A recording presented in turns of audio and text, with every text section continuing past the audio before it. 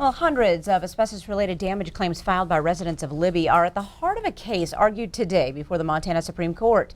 The defendant in these cases is BNSF Railroad for its alleged role in spreading contaminated vermiculite waste throughout Libby. MTN's Mike Dennison was at the hearing and filed this report. In January, the state's asbestos claims court rejected BNSF attempts to shield the company from liability for claims by 1,200 people in Libby.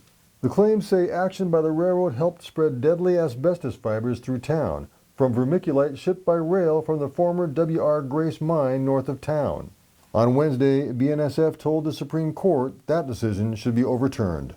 In the words of BNSF attorney Dale Schoengert, the railroad did not mine vermiculite, did not mill it, did not load it into rail cars. It only transported the final product as freight. But attorneys for the plaintiffs told the High Court the case is about more than just the railroad transporting processed vermiculite. Our case is about the casting of toxic asbestos dust into the community of Libby from the rail yard caused by any disturbance of the dust. That could be the wind. It could be the maintenance activities that the EPA describes. It could be the switching of cars in the rail yard. Sullivan said hundreds of millions of pounds of asbestos in vermiculite was hauled from the mine into the railroad's yard in downtown Libby. BNSF has invoked several defenses, which it says block liability.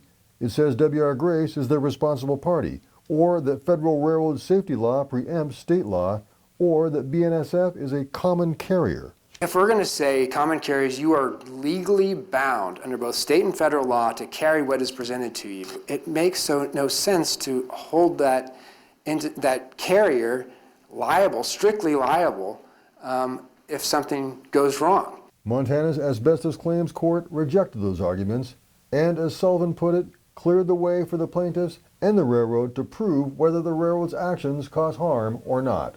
This goes to the issue of causation, Your Honor, and that's what the asbestos court has appropriately reserved for trial, the issue of causation and the issue of damages. The 7 justices asked many questions Wednesday and at the close of the hour-long hearing took the case under advisement and will rule later. Reporting from Helena, Mike Dennison, MTN News.